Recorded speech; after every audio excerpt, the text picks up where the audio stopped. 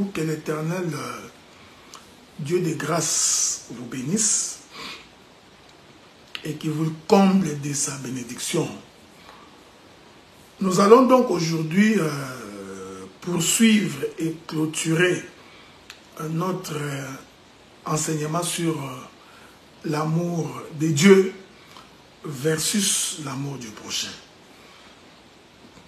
Je crois que ça devrait être le mardi ou le lundi, si je ne me trompe pas, où j'avais abordé la question de l'amour de Dieu. Aujourd'hui, je voudrais aborder l'amour du prochain. J'ai la confession que celui qui n'aime pas n'est pas de Dieu. Celui qui n'aime pas n'a aucune sémence de Dieu. Jésus-Christ a dit à ses disciples, lorsque vous serez aimés les uns les autres, c'est alors que le monde saura que vous êtes mes disciples. Donc s'il n'y a pas d'amour, l'on ne peut pas croire que l'on a la sémence de Dieu. Celui qui n'a pas d'amour, c'est quelqu'un qui est animé par la haine, parce que l'opposition de l'amour, c'est la haine. Celui qui n'a pas l'amour est rempli de jalousie. Et celui qui n'a pas l'amour est un sorcier. Il faudrait d'abord considérer que un sorcier, ce n'est pas seulement celui qui sort la nuit de son corps et qui va pour envoûter les gens. Non. Déjà, quand la haine est dans quelqu'un, cet homme-là est capable de te tuer, il est capable de t'empoisonner. En fait, la haine produit tous les maux que nous pouvons imaginer. Et aujourd'hui, il y a beaucoup de gens qui, au nom de la doctrine, de la prétendue doctrine, développent la haine, faisant croire qu'ils sont amoureux de la doctrine. Le Seigneur aidant, nous allons démontrer que on peut être rigoureux et avoir de l'amour. La rigueur n'est pas synonyme de la haine. La rigueur n'est pas synonyme de la repousse. Bien au contraire, on peut être rigoureux et aimer. Et malheureusement, l'amour se traduit par les actes. Alors nous allons, comme dans mes habitudes, procéder par la compréhension de quelques écritures. Et j'essaierai d'amener ma réflexion de la façon la plus élevée possible pour que tu sois à même de me saisir. L'on ne peut pas parler de l'amour du prochain si premièrement on n'a pas l'amour de Dieu. Donc un homme ne peut pas aimer son prochain s'il n'a pas l'amour de Dieu. C'est pourquoi l'Écriture atteste. Comment dis-tu que tu aimes Dieu que tu ne vois pas, cependant tu haïs ton frère que tu vois? Le Seigneur démontre que c'est incompatible. Tu ne peux pas prétendre aimer Dieu. Nous avons vu des gens, ils vont à l'église, ils participent à des prières, ils donnent leur salaire pour les serviteurs, ils participent à des collectes, ils font des jeûnes et des prières. Cependant, ils ont la haine des gens avec qui ils prient. Il est dans la même église, il n'aime pas cette sœur, il n'aime pas ses frères. Il a la prétention de dire non, je voudrais juste être loin de lui ou loin d'elle. Mais quand on vérifie dans le fond, en réalité, il n'aime pas la personne. Mais il va à l'église et il dit qu'il aime Dieu. Dieu démontre ceci, que si tu n'aimes pas les prochains que tu vois, en réalité, tu n'aimes pas Dieu non plus. Ceci est très important. Ok? Je vais vous revenir, mon frère, je suis occupé. Donc, si tu n'aimes pas Dieu, tu ne peux pas prétendre aimer Dieu et ne pas aimer l'homme. Mon intervention voudrait que chacun de nous s'examine au-dedans de lui-même. Qu'il soit en face de la parole, avec sa propre conscience. Qu'il se pose la question véritablement s'il connaît Dieu. Et qu'il se demande quel est le sentiment qu'il a vis-à-vis de son frère. Quel est le sentiment qu'il a vis-à-vis de sa sœur. Pire encore, il y a même des frères qui ont la haine de leurs prédicateurs. Donc, vous voyez, c'est pourquoi moi j'ai la confession que si tu es même incapable d'écouter ton prédicateur, parce que tu ne l'aimes pas, en fait, tu n'aimes pas Dieu non plus. Donc, avant d'aimer l'homme, ton prochain, il faut premièrement aimer Dieu. Nous allons lire quelques écritures. Lisons quelques écritures et ensuite nous allons devoir commencer. Je bénis Dieu pour le souffle de vie que nous avons. Et nous bénissons Dieu pour le nombre de personnes qui nous écrivent, le nombre de personnes qui nous suivent. Il faut savoir que notre souci a toujours été d'avoir des frères et des sœurs convertis.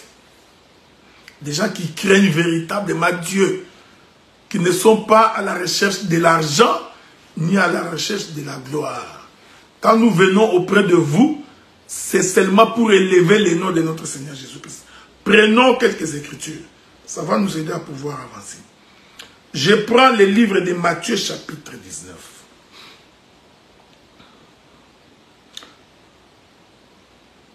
Écoutez.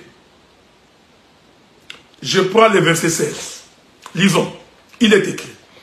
Et voici un homme s'approcha et dit à Jésus, Maître, que dois-je faire de bon pour avoir la vie éternelle? Ce que nous prêchons ici, c'est une question de la vie éternelle. Cet homme s'est approché de Jésus et lui posa la question, que devrais-je faire de bon pour avoir la vie éternelle? Vous savez, il faut bien lire la Bible. Jésus lui répondit, pourquoi m'interroges-tu sur ce qui est bon? Un seul est le bon. Si tu veux entrer dans la vie, observe les commandements, lesquels, lui dit-il. Jésus lui dit, si tu veux hériter la vie éternelle, si tu veux avoir la vie pour l'éternité, il te demande d'observer les commandements. L'homme dit lesquels, il pose la question de quel commandement tu parles. Jésus répondit, tu ne tueras point, tu ne commettras point d'adultère, tu ne déroberas point, tu ne diras point de faux témoignages, honore ton père et ta mère, et tu aimeras ton prochain comme toi-même. Écoutez maintenant. Le jeune homme lui dit,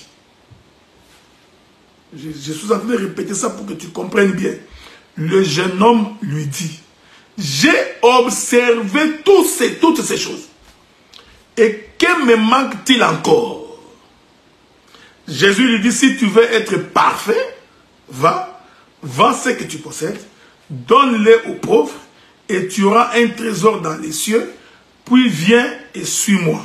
Premier élément, je vais ajouter une autre écriture. Matthieu chapitre 5, le verset 42. Écoutez ce que la Bible dit. Je vais commencer par le verset 40. Si quelqu'un veut plaider contre toi, prendre ta tunique, laisse-lui encore ton manteau.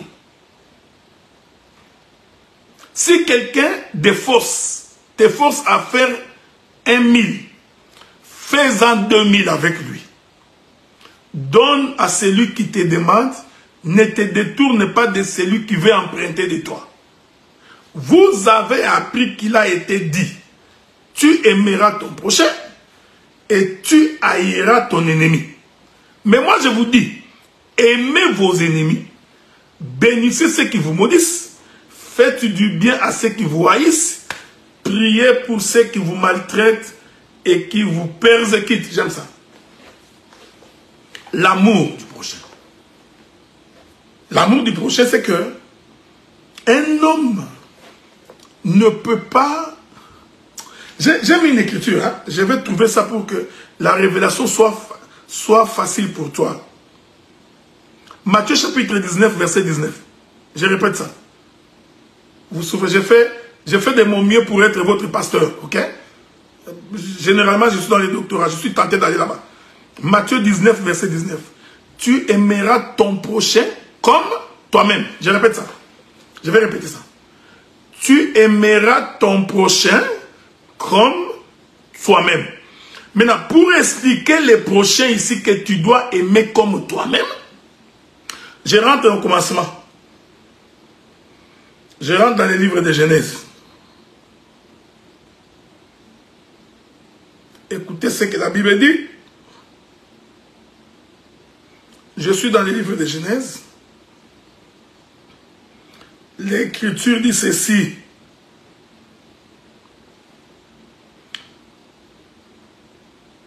Genèse chapitre 2, verset 29, verset 23.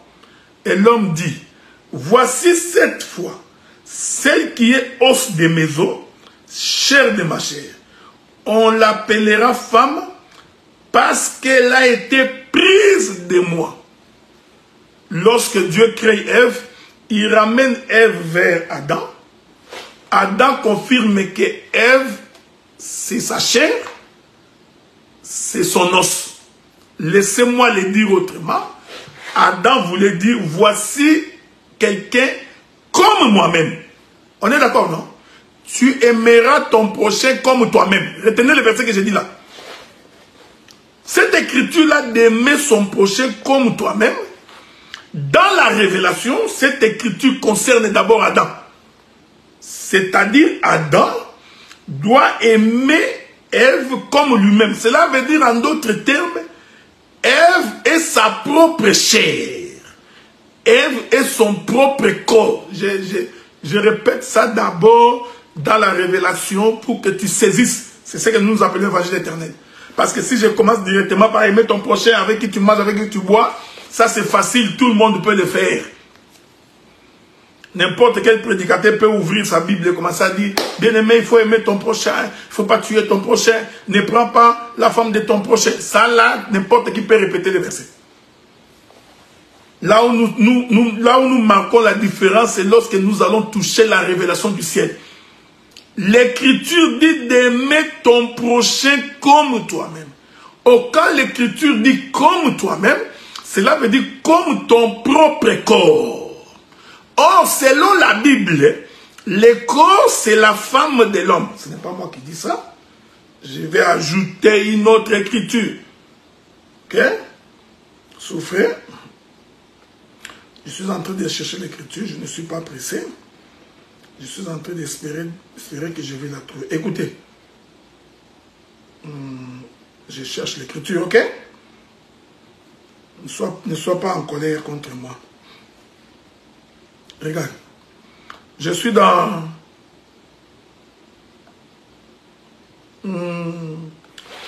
les livres d'Éphésiens. Je prends Éphésiens, le chapitre 5. On est ensemble, non? Éphésiens chapitre 5. Je vais donc commencer par le verset 23.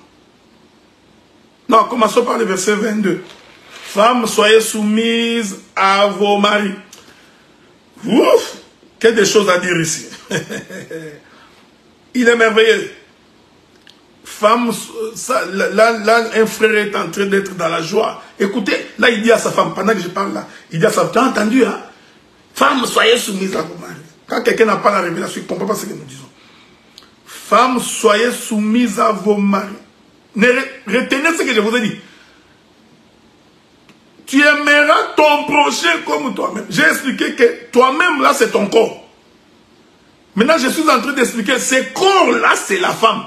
Voilà pourquoi Paul dit aux femmes d'être soumises à leur mari. En réalité, Paul voulait dire que le corps doit être soumis à l'esprit. Bon, écoutez maintenant, écoutez. Car, regardez comment Paul explique ces choses. Car le mari est le chef de la femme, virgule, c'est ici se trouve la révélation, comme Christ est le chef de l'église. Ici, le frère Paul vient de confirmer que Christ c'est le mari, l'église c'est la femme. On est d'accord?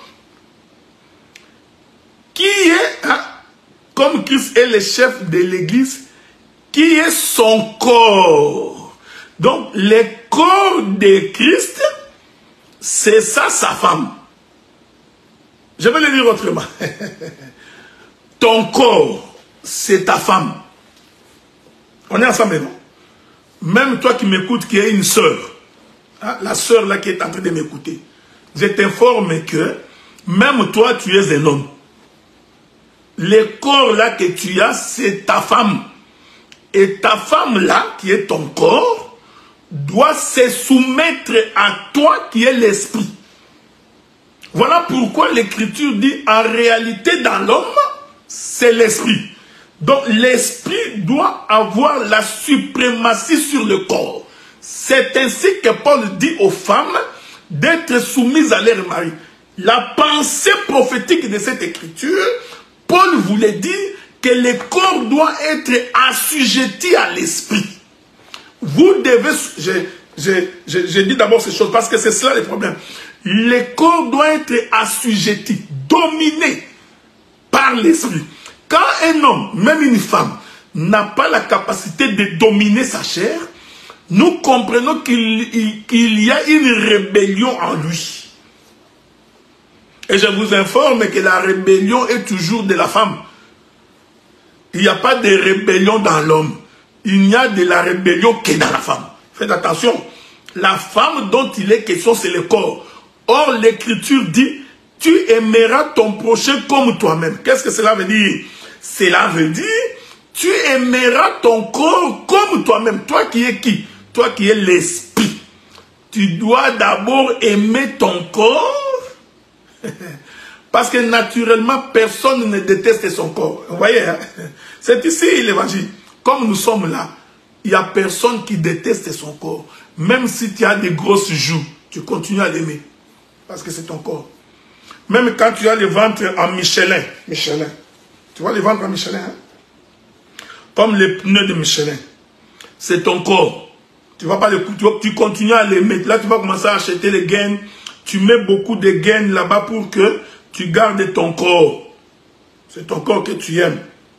Ok? Il y a des hommes qui ont des petits pieds. Des petits pieds. Même quand c'est petits pieds. Tu verras, il ne va pas insulter les petits pieds. Il insulte les petits pieds des autres.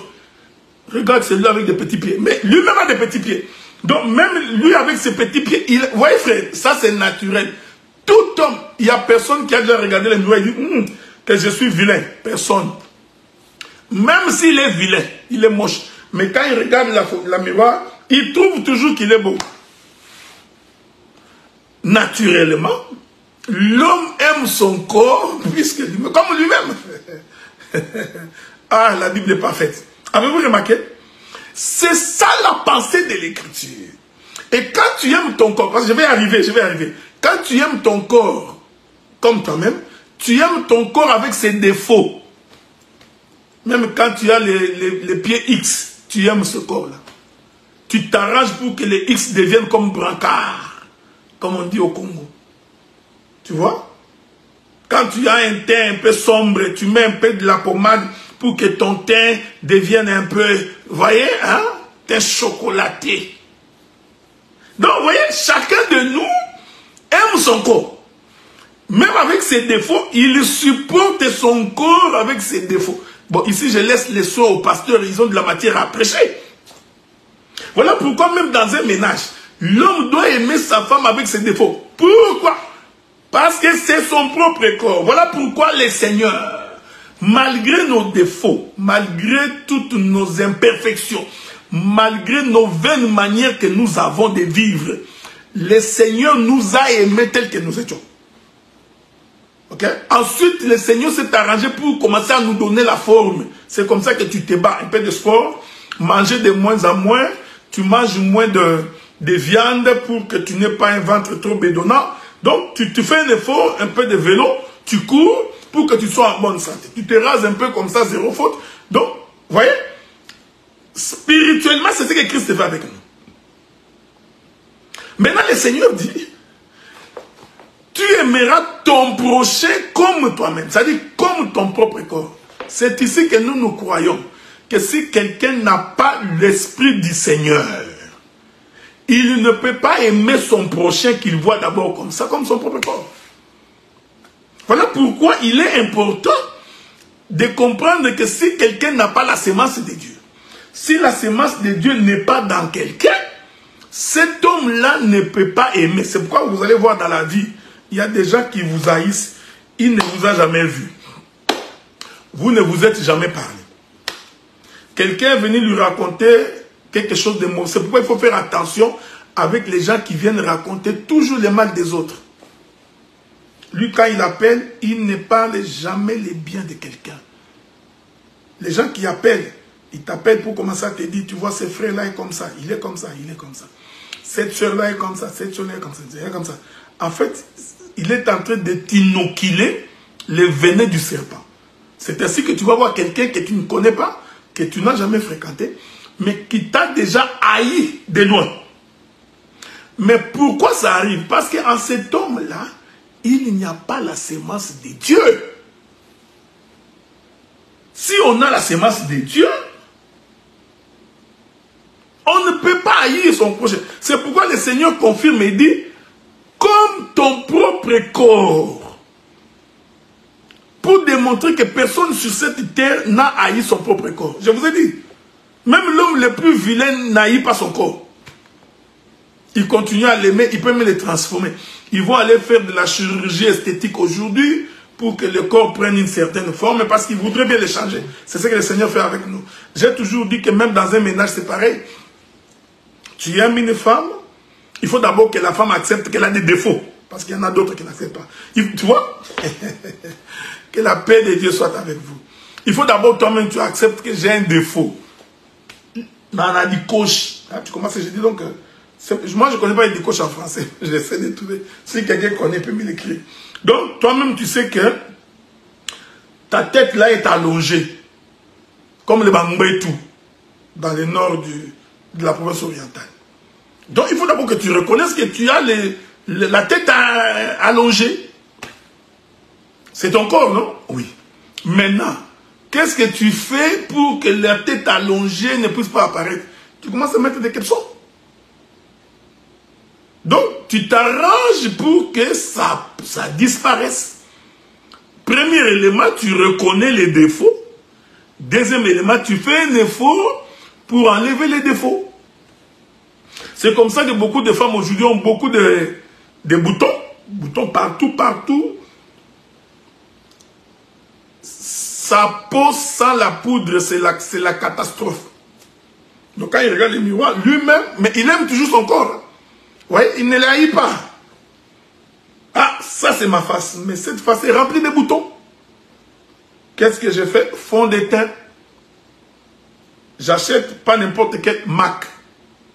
Pas les MAC des Chinois. Donc, j'achète MAC, un peu poudre, tu mets un peu de la poudre pour faire disparaître les boutons. C'est pareil dans un couple. Il faut d'abord que la femme reconnaisse que voici les défauts que j'ai. Et qu'elle accepte qu'à partir de ces défauts, qu'on puisse essayer de corriger. C'est ce que Christ a fait avec nous. Je prends des exemples les plus banals pour que tu comprennes. C'est ce que Christ a fait avec nous. Nous étions... J'aime ça. J'aime ça. La Bible dit qu'au commencement, la terre était informe et vide. Cette terre qui était informe et vide, c'est ça le corps de l'homme. Alors, il fallait que Dieu donne la forme à ces corps-là. Sans l'amour, on ne peut pas corriger quelqu'un. Sans l'amour, on ne peut pas apporter des correctifs. Comprenez qu'ici, déjà au commencement, c'était une question d'amour. La terre était informe et vide. Cette terre qui était informe et vide, c'est ça ton corps. Et l'Esprit de Dieu voudrait donner la forme à cette terre et la remplir parce qu'elle est vide. Que la paix de Dieu soit avec vous. Donc tu aimeras ton prochain comme toi-même. Je vous assure, mes bien-aimés, si quelqu'un n'a pas le Saint-Esprit, il ne peut pas aimer son prochain. C'est-à-dire aimer quelqu'un avec ses défauts. Il t'insulte, mais tu l'aimes. Il faut avoir Dieu. Il te critique, mais tu l'aimes. Il faut avoir Dieu. Il a pris ton argent, mais ton corps n'a aucune haine vis-à-vis de cet homme. Mais si tu n'as pas Dieu, tu ne peux pas.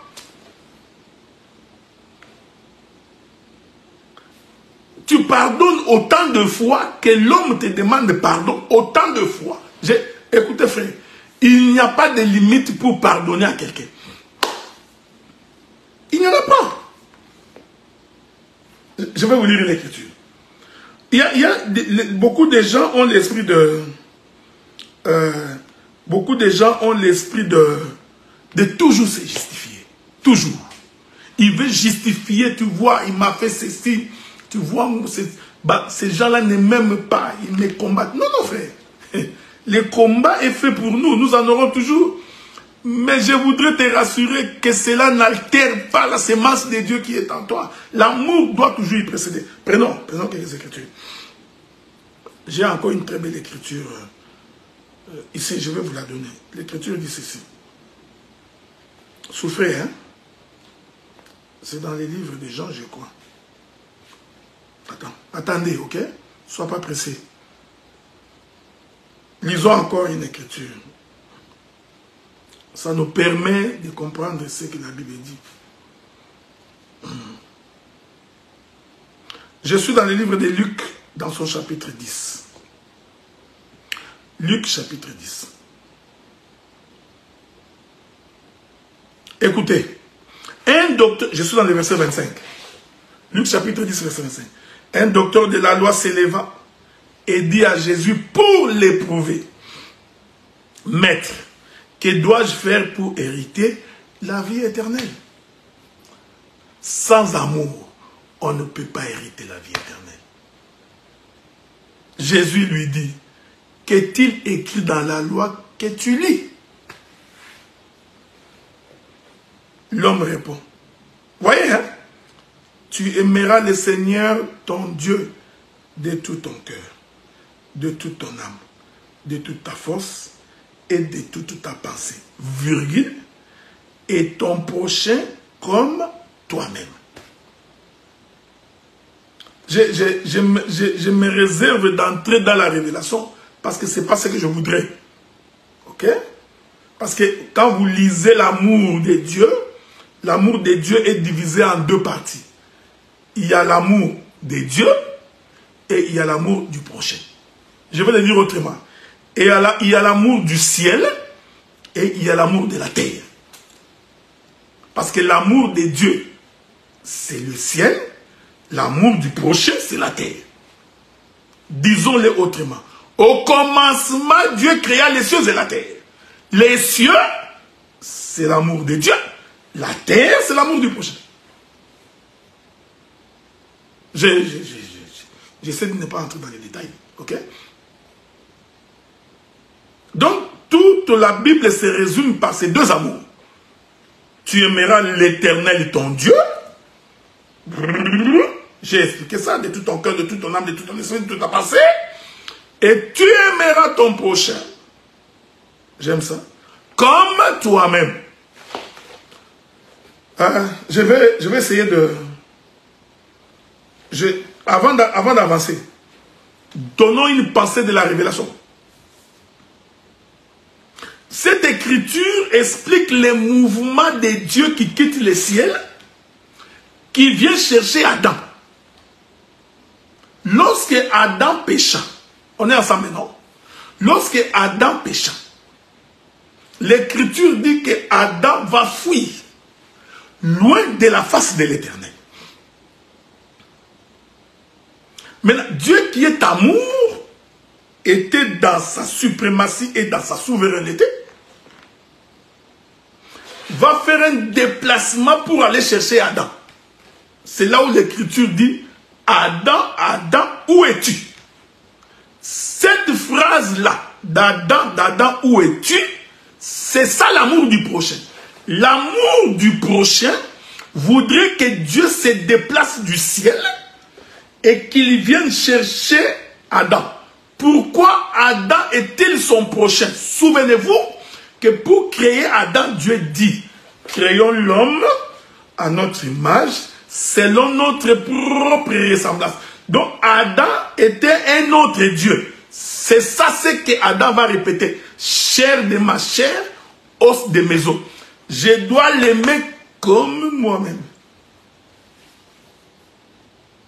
Que le Seigneur vous bénisse. Donc, aimer Dieu, aimer son prochain, c'est tout un déplacement. Quand on aime, on se déplace vers la personne qu'on aime. Est-ce que vous remarquez cela?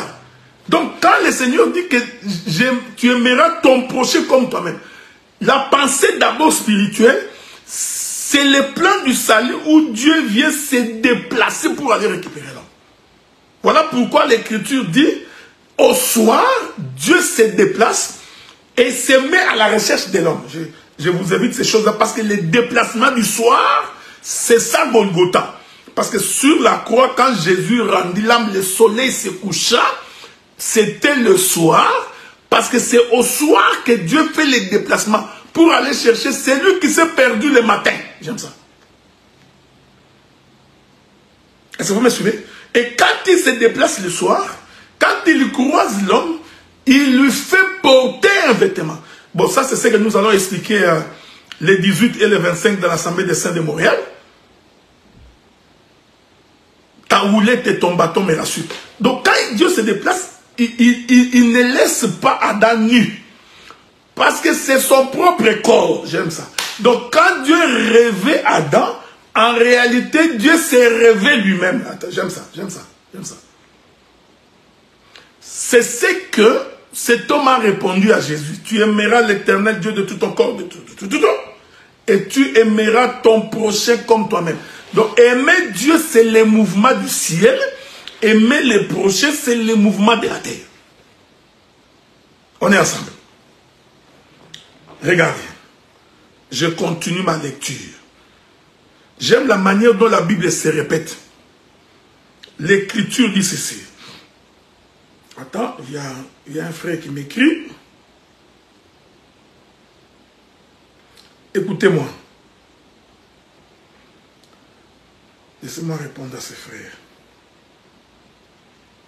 Écoutez-moi attentivement. La Bible dit ceci. Toujours là. Tu as bien répondu, lui dit Jésus. Fais cela et tu vivras. Mais lui, voulant se justifier, dit à Jésus, qui est mon prochain? On est d'accord? L'esprit de justification. Jésus prit la parole et dit, un homme descendait de Jérusalem vers Jéricho. Que la paix de Dieu soit avec vous.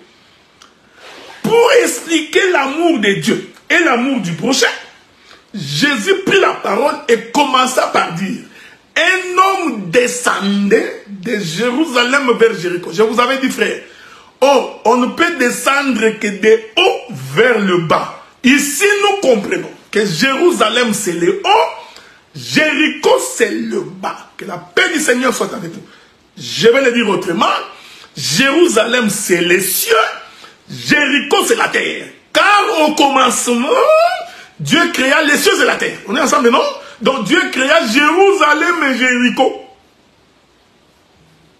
Voilà pourquoi nous croyons que nous devons rester dans l'assiette de l'évangile éternel. Je commence à constater de plus en plus que les gens commencent à s'écarter de ce que nous appelons l'évangile éternel. Beaucoup de prédications aujourd'hui, on a l'impression que c'est devenu des causeries morales. Nous commençons à prêcher comme les ACK. Nous commençons à prêcher comme les ministries. Tout ça parce qu'à un moment donné, les gens veulent faire plaisir à des gens. Non, l'évangile éternel est une précision des Écritures, frère. Ce n'est pas une répétition de versets bibliques, vous répétez, vous répétez. Non, non. L'évangile éternel, il ne vient pas seulement pour sauver les corps. Il faut d'abord que l'esprit soit sauvé. Nous allons nous mettre là pour insister que l'évangile éternel est différent de tous les autres évangiles. Force est de constater que beaucoup de prédications aujourd'hui, c'est devenu du genre, Dieu va te bénir, Dieu va te faire du bien, Dieu va te donner des enfants, il te donnera des papiers, il te donnera... C'est une bonne chose, c'est pas mauvais, mais les païens en ont aussi. L'évangile éternel, c'est l'explication, la compréhension de l'écriture.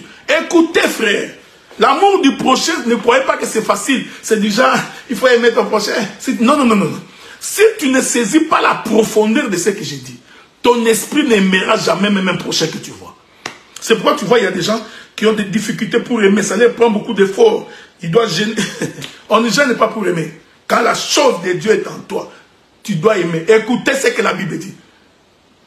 L'homme dit à Jésus, tu aimeras l'Éternel ton Dieu et tu aimeras ton prochain. En d'autres termes, tu aimeras le ciel et tu aimeras la terre. Ici, j'explique que le ciel c'est Dieu, la terre c'est Adam. Est-ce que vous comprenez? Dieu, Jésus lui dit, va et fais cela et tu vivras. Je voudrais vous poser la question. Donc cela veut dire que si on aime un prochain, on vit. Hein?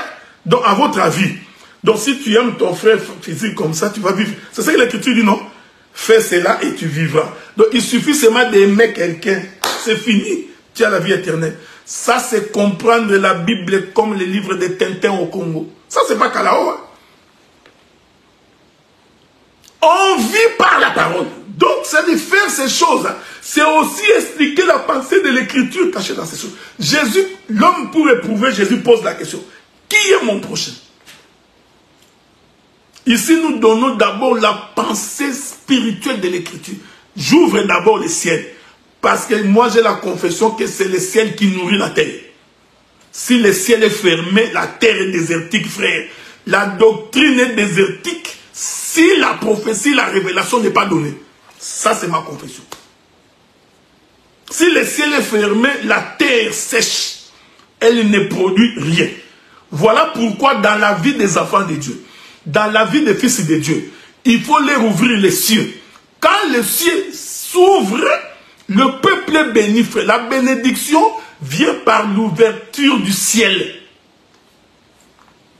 Il faut briser, il faut casser les nuages, afin que les outres des cieux se déchirent et que la terre soit arrosée, frère. Si la terre n'est pas arrosée, il n'y a pas de bénédiction. Arrêtez vos prédications où vous ne répétez que les Écritures en disant aux gens des choses terrestres sans ouvrir le ciel. Je refuse ça, frère, je refuse. Toutes ces prédications-là inutiles, tu vois, il faut... Si le ciel n'est pas ouvert, commencez d'abord par ouvrir les cieux. D'abord. Une fois que les cieux s'ouvrent, la terre est bénie. Ça ne demande pas de gymnastique. Le ciel s'ouvre. N'avez-vous pas lu dans l'Écriture qu'aucun arbuste des champs n'est germé encore, aucune plante n'est poussée encore, parce que Dieu n'avait pas fait prévoir. Donc tant que le ciel est fermé, j'aime l'apôtre, j'aime le prophète Élie. Élie dit, sinon à ma parole, il n'y aura ni pluie ni rosée. Quand il dit ça, la terre sèche, frère. L'évangile éternel, c'est ouvrir les cieux et que la terre soit arrosée. Ce ne sont pas des grimaces que nous commençons à assister aujourd'hui, des petites grimaces, des gens. Vous écoutez quelqu'un qui prêche, vous vous posez la question, est-ce que c'est à cet évangile que nous avions cru? Nous, on se pose même la question, est-ce que c'est encore ça l'évangile éternel? Et quand nous disons comme ça, nous devenons votre ennemi. Non, pas du tout. Nous vous rappelons, nous voulons réaviver votre esprit pour ne pas abandonner l'héritage que nous ont légué nos pères. C'est cet évangile de l'interprétation et de l'explication de l'écriture. L'homme pose la question à Jésus pour l'éprouver. Qui est mon prochain? Jésus commence à expliquer toute la Bible. Il dit, un homme descendait de Jérusalem vers Jéricho. Je confirme que Jérusalem c'est en haut. Jéricho c'est en bas. Parce que l'homme descendait. On est ensemble, non? Oh, cet homme ici qui descend de Jérusalem vers Jéricho, en réalité c'est Adam. Que la paix du Seigneur soit avec vous. Pourquoi? Parce que Adam était dans les jardins. Il était dans la présence de Dieu. En d'autres termes, Adam était à Jérusalem parce que Jérusalem, c'est la ville du roi. C'est là où le roi siège. Il règne comme maître et souverain. Et c'est là-bas que se trouvait Adam et il ne manquait de rien. Le jour où Adam pêche, l'Écriture dit, Dieu les chasse. Chasser Adam là, c'est ça l'homme qui descend de Jérusalem vers Jéricho. Vous voyez? Il a quitté la protection de Dieu. Il a quitté la maison de Dieu. Il se retrouve maintenant dans le monde. Laissez-moi exhorter quelqu'un. Lorsque on quitte la présence du Seigneur par la vie du péché, il faut bénir Dieu quand tu sors de la vie du péché. Il ne faut pas être dans la joie de demeurer dans les péchés. Il y a des gens qui adorent demeurer dans... Non. Si tu vivais dans les péchés, que tu t'en es sorti, tu bénis Dieu. Tu dis, Dieu, je te bénis parce que je suis sorti de la vie du péché. Parce que tant que tu vivras dans la vie du péché, tu n'es pas dans la protection du Seigneur. Dieu te chasse. Il te fait quitter le jardin d'Éden. Fais de ton mieux pour rentrer. Rentre le plus vite que tu peux. J'explique les prochains.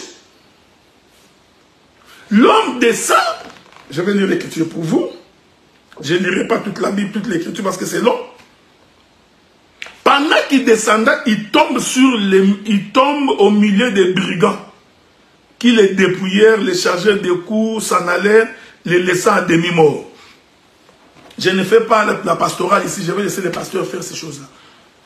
Les brigands, hein, les brigands qui ont tapé cet homme à demi-mort, j'ai dit que c'est la loi. C'est la dispensation de la loi. Ceci n'a rien à voir avec l'écriture où Jésus dit tous ceux qui sont venus avant moi sont des brigands et des voleurs. Non, ce n'est pas que partout tu vois des brigands, tu les mets ensemble et tu penses que c'est la même chose. Non, non, non, non, non. Les brigands dont Jésus parlait là-bas, il parlait aux pharisiens.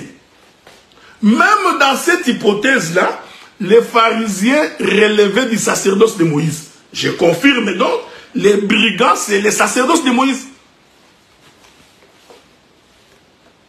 Est-ce que vous me comprenez? Écoutez, j'aime quelque chose que le Seigneur dit ici. Je vais avancer là. Ça avance là. Oh, mais ça va vite l'heure là. Je vais lire l'écriture. La Bible dit un sacrificateur qui par hasard descendait par le même chemin, ayant vu cet homme, passa outre. Un lévite arriva aussi dans ces lieux, l'ayant vu, passa outre. Je vais d'abord m'atteler sur le sacrificateur et les lévites. Avez-vous remarqué que quand le Seigneur voudrait expliquer le prochain, les exemples qu'il prend, il prend les exemples des gens qui servent Dieu. Il a pris les sacrificateurs, il a pris les lévites. Or, le sacrificateur et les lévites sont censés être les serviteurs de Dieu. Mais ces deux-là passèrent outre. Donc, ils n'ont pas pu venir secourir cet homme. En fait, les sacrificateurs et les lévites n'avaient pas l'amour du prochain. Donc, dans les sacrificateurs et dans les lévites, il n'y avait pas le pardon. Parce que l'amour, c'est tout un pardon, frère. J'aime ces choses. Voilà pourquoi moi je crois qu'un sorcier ne pardonne pas. Moi, dès que je constate que cet homme est incapable de pardonner, j'arrive à la conclusion que c'est un sorcier ou c'est une sorcière.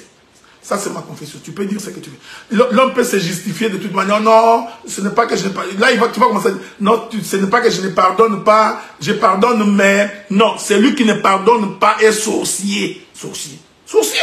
Il n'y a pas autre chose à dire. En lui, il n'y a pas l'amour. La Bible est simple, frère. Même celui qui t'a agressé, si tu as la sémence de Dieu, tu pardonneras.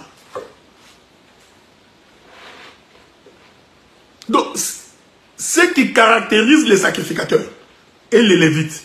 En d'autres termes, ce qui caractérise les sacerdoces de Moïse, c'est le manque de pardon.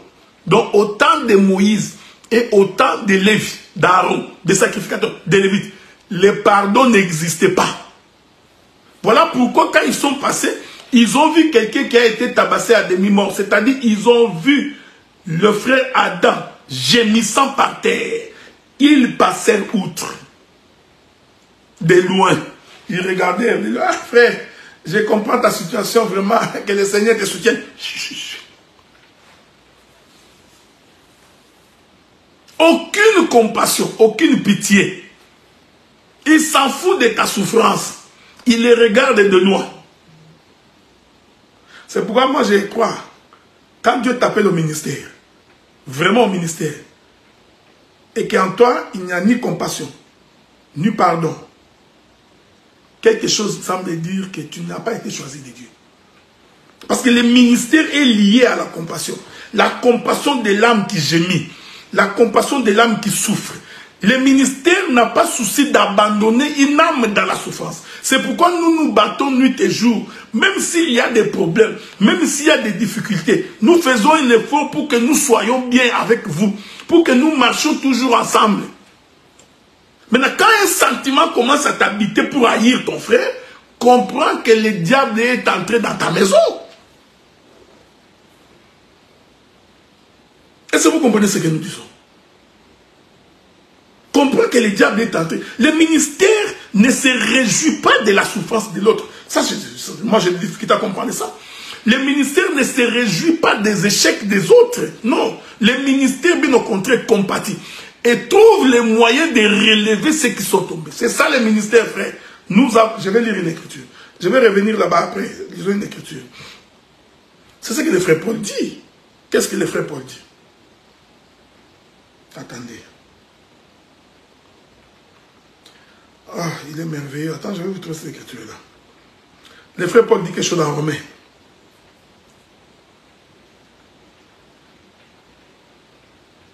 Ce n'est pas ce que j'ai cherché, mais il y a une écriture que j'adore bien que Paul explique. Attendez. Que nous avons reçu le ministère de la réconciliation. Je voudrais vraiment trouver cette écriture-là. Si je ne trouve pas, je vais revenir après, ok? Mais je sais que l'écriture doit se trouver quelque part avec là-bas. Bon, c'est pas grave. Si quelqu'un le trouve, mais c'est Paul qui le dit. Hein?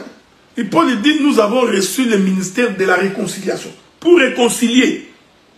Mais si tu n'as pas la compassion, si tu n'as pas de pardon, si tu ne sais pas pardonner, je me pose la question de quelle manière, toi, tu vas réconcilier. Est-ce que vous comprenez ce que nous disons? Je m'excuse beaucoup. Ouais. Si quelqu'un me trouve cette écriture-là, je vais le trouver. Il parle du ministère de la réconciliation. Je voudrais vraiment souffrir. Hein? Je voudrais vraiment trouver cette écriture-là. Ça va nous aider à pouvoir avancer. Écoutez. Souffrez, souffrez. Souffrez pour une bonne cause, ok? C'est dans Corinthiens.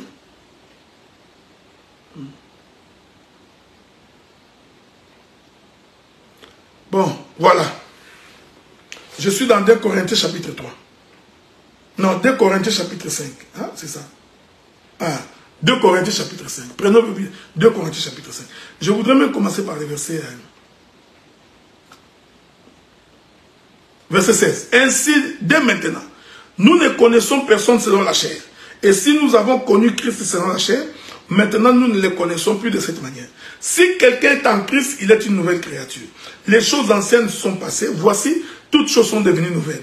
Et tout cela vient de Dieu, qui nous a réconciliés avec lui par Christ et qui nous a donné le ministère de la réconciliation. Vous voyez? Donc, frère, le ministère de la parole, c'est toujours le ministère de la paix. Que Dieu te bénisse, mon bien-aimé Félix, pour le verset. Donc, 2 Corinthiens chapitre 17. Dieu, chapitre 5, verset 17. Donc, Dieu nous a amenés à nous réconcilier, à avoir l'amour du prochain. Mais vous avez la confession qui dit qu'aucun malheur ne peut vous atteindre si Dieu ne l'a pas autorisé. Ok, si quelque chose vous arrive, bénis Dieu. Dis-toi que c'est Dieu qui l'a voulu, mais que la haine n'habite pas en vous, frère. Si moi, le frère Adela, je vous ai offensé, j'ai fait des choses qui t'ont énervé, bénis Dieu. Dites tout simplement que ce que le docteur Adela m'a fait, c'est Dieu qui l'a autorisé. Mais que la haine de ma personne n'habite pas en toi. Parce que si tu me haïs, eh bien tu viens de te détourner de la voie du Seigneur, tu deviens la proie de l'ennemi. Est-ce que vous comprenez ce que nous disons? Retournons. Donc, sans la compassion du frère, il faut apprendre à vous pardonner mutuellement. Et quand tu pardonnes, fais un effort de ne pas commencer à parler derrière les dos de la personne que tu as pardonné. Ça prouve que tu n'as pas pardonné. Tu me pardonnes, c'est fini, nous tournons la page. Mais à chaque fois que tu croises quelqu'un, tu commences à dire, le docteur Adela m'avait fait ça. Tu n'as pas pardonné. Tu es en train de soulever la couverture tout le temps pour rappeler les souvenirs, pour rappeler les querelles. La Bible dit que celui qui rappelle les souvenirs excite les querelles. Il excite les jalousies. Non. Celui qui rappelle n'a pas envie que vous avanciez. Avons-nous un contentieux? Oui. Y a-t-il lien différent entre nous? Oui. Si nous nous pardonnons, oublions, continuons. Mais nous ne pouvons pas, à chaque fois que nous sommes assis, en train de nous répéter mutuellement, tu vois, non. Tu pardonnes, tu dis, n'allez pas raconter ailleurs que ce frère-là m'a fait, je ne les pardonne jamais. Est-ce que vous me suivez? Bon, rentrons là où nous étions. Un homme descendait de quoi? C'est là que je vais finir. Je vais finir dans 15 minutes. Ne vous en faites pas, je vais finir dans 15 minutes. Écoutez ce que Jésus dit. Pour expliquer les prochains, il dit ceci. Je vais relire cette écriture-là pour vous. Pour que la compréhension soit aussi facile pour tout un chacun de nous. Luc chapitre 10, verset 30. Je vais essayer de descendre, mais j'étais déjà passé par là. Ensuite, il dit, un Samaritain voyageant, étant venu là, fut ému de compassion. Hein? Vous voyez la Bible? Ému de... C'est ça le ministère. Un Samaritain qui passait par là, je ne voudrais pas ici vous expliquer pourquoi le Seigneur s'est identifié à un Samaritain. Parce que souvenez-vous, au temps de la déportation d'Israël, il y a eu un groupe qui a été déporté, il y a eu un autre groupe qui est resté dans le territoire de Juda. Le groupe qui a été déporté dans le pays de Samarie. À la fin de la déportation, quand ils sont rentrés, ceux qui étaient restés considéraient les Samaritains comme des impurs. Ah. C'est pourquoi ici le Seigneur s'identifie comme un Samaritain. C'est-à-dire il ne vient plus dans la lignée aronique. Il n'est plus dans les sacerdoces de Lévi. Il sort comme un Samaritain. Hein? Comme quelqu'un d'impur. C'est ce que les Juifs ont dit. Si cet homme est véritablement prophète, comment mange-t-il avec des prostituées?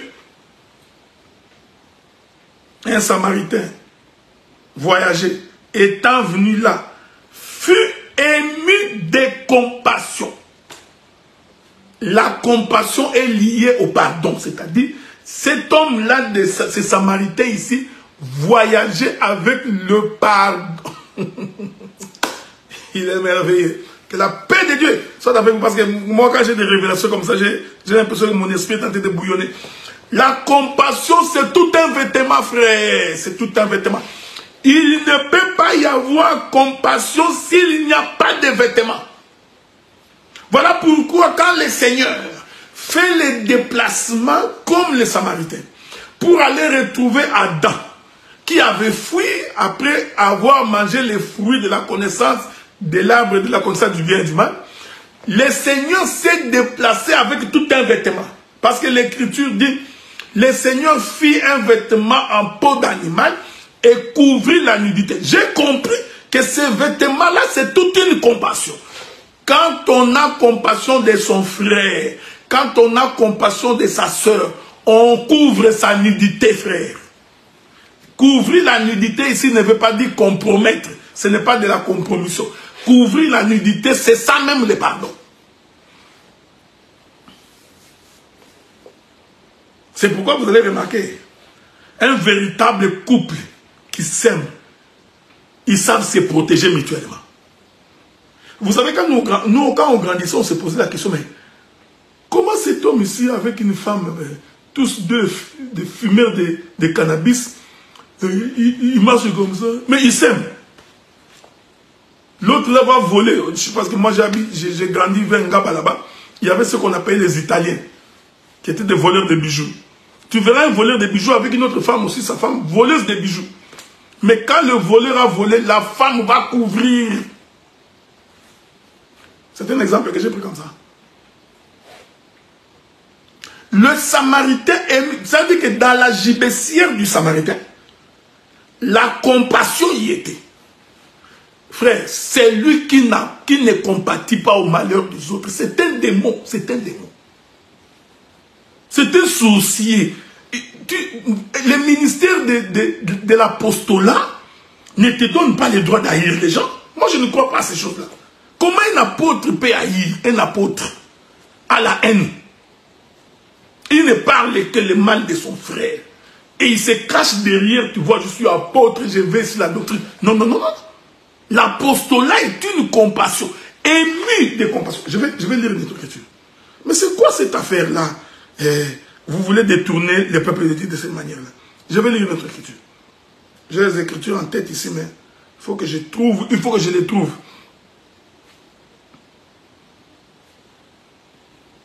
Prenez le livre de Luc chapitre 7. Luc chapitre 7. C'est quoi cette histoire-là? Écoutez ce que la Bible dit. Je suis dans le verset 11. Le jour suivant, Jésus alla dans une ville appelée Naïm. Ses disciples et une grande foule faisaient route avec lui. Lorsqu'il fut près de la porte de la ville, voici on portait en terre un mort, fils unique de sa mère, qui était veuve. Et il y avait avec elle beaucoup de gens de la ville.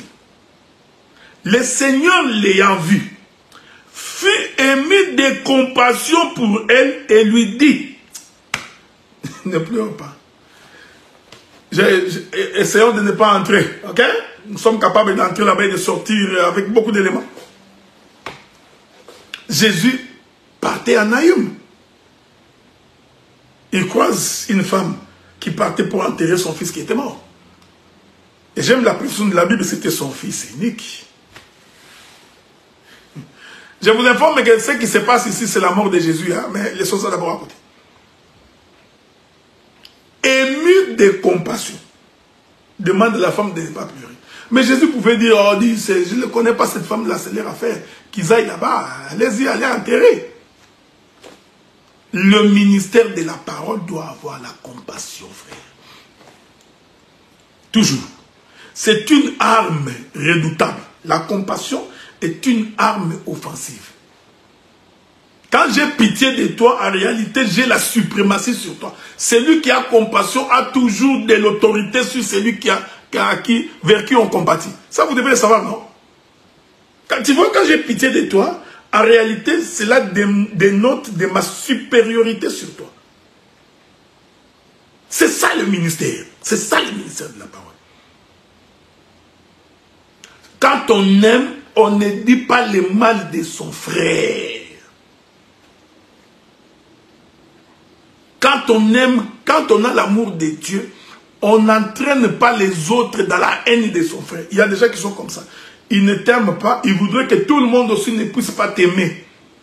Toi, tu es en conflit avec moi, tu voudrais que dans ton conflit avec moi, que l'apôtre Franck également soit associé, le pasteur Papi soit associé, vous voudrez que le docteur Roger Bouleli soit associé, le petit là qui a disparu là, comment il s'appelle? Le docteur Guy Roger Bassafou là soit associé. Donc vous voulez que tout le monde s'associe pour devenir l'ennemi de la personne que toi tu n'aimes pas. Mais ça c'est quel esprit? On te pose la question, est-ce que tu as le numéro du frère tel? Donne le numéro. Mais toi tu commences par dire, non, tu vois celui-là c'était mauvais, il est ceci, c'était un hypocrite, tu vois le docteur Adler est dangereux. Non! C'est la haine qui habite en vous, ça c'est... Frère, tu ne peux pas avoir les ministères et être rempli de haine. Une femme, une sœur de Dieu ne peut pas avoir la haine. L'amour du prochain, je vous ai d'abord démontré que c'est l'amour de son propre corps. J'ai démontré que naturellement tu ne te haïs pas toi-même. Si quelqu'un s'est haï, c'est un sorcier de haut niveau. Personne n'a haï son corps. L'apôtre Paul dit, tu l'aimes, tu les traites, tu prends soin de ton corps.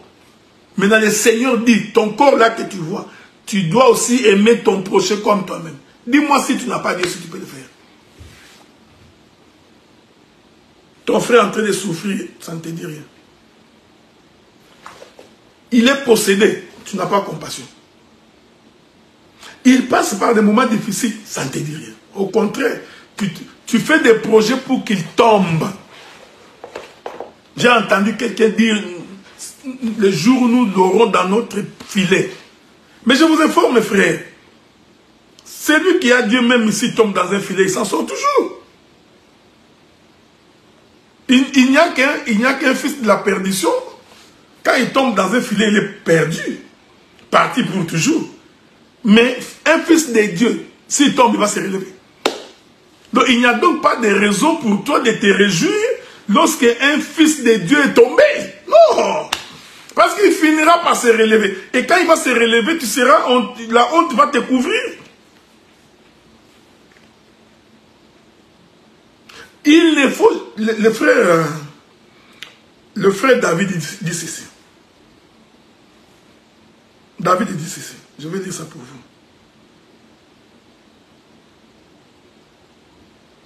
Dans le livre des psaumes,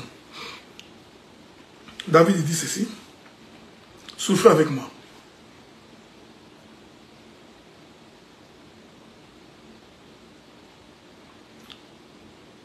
Ok. Souffrez, hein? Je vais trouver l'écriture pour vous. Je suis dans Psaume chapitre 25, le verset 2. Ça, c'est David qui prie. Il dit ceci. Mon Dieu, en toi je me confie. Que je ne sois pas couvert de honte. Que mes ennemis ne se réjouissent pas à mon sujet. Donc un enfant de Dieu, n'essaie pas de te réjouir à son sujet parce que Dieu ne le laissera pas indéfiniment à terre. C'est pourquoi l'Écriture dit, si un serviteur de Dieu tombe, qui es-tu pour le juger? Celui qui l'a appelé va le relever. Mais il y a des gens qui se réjouissent quand nous tombons. Quand nous commettons le péché, lui, il est dans la joie. Il se moque de nous. Il dit, lui là, vous croyez que quoi?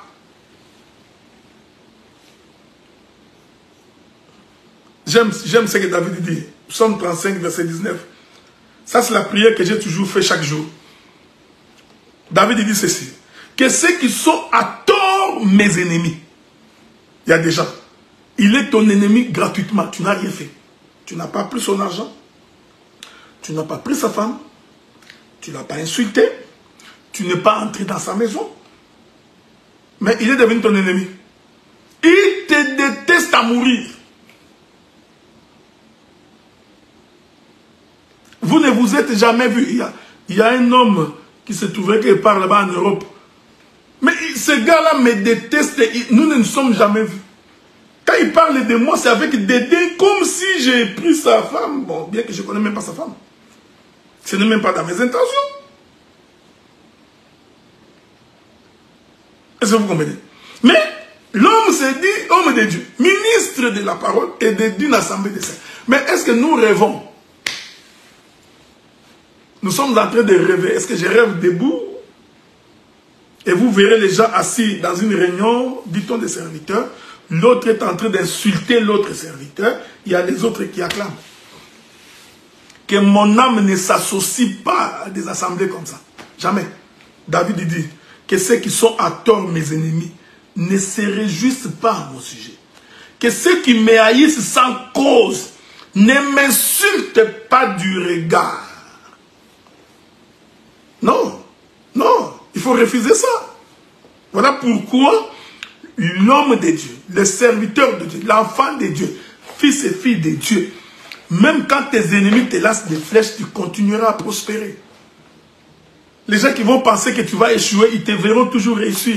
Tu seras toujours en bonne santé. Tu seras toujours épanoui. Comme ça, ça va encore les faire du mal. Hein? Comme David pouvait dire que mes ennemis ne meurent pas, qu'ils restent vivants. Qu'ils voient comment est-ce que l'Éternel est en train de m'élever. Il faut aimer son prochain. Mes frères, mes soeurs. Tu trouveras quelqu'un, il déteste son frère, sa soeur, parce qu'il porte un pantalon. Quelqu'un lui a embobiné l'esprit, tu vois. Quand le pantalon, c'est anti-doctrine. Vous l'avez tellement embobiné. Maintenant, au lieu que l'enseignement reste, l'homme développe la haine. Dès qu'il voit une soeur en pantalon, commence par insulter. Ça, c'est une païenne. Quand tu dis ça, tu insultes. Qui t'a dit que le pantalon, c'est ça la doctrine?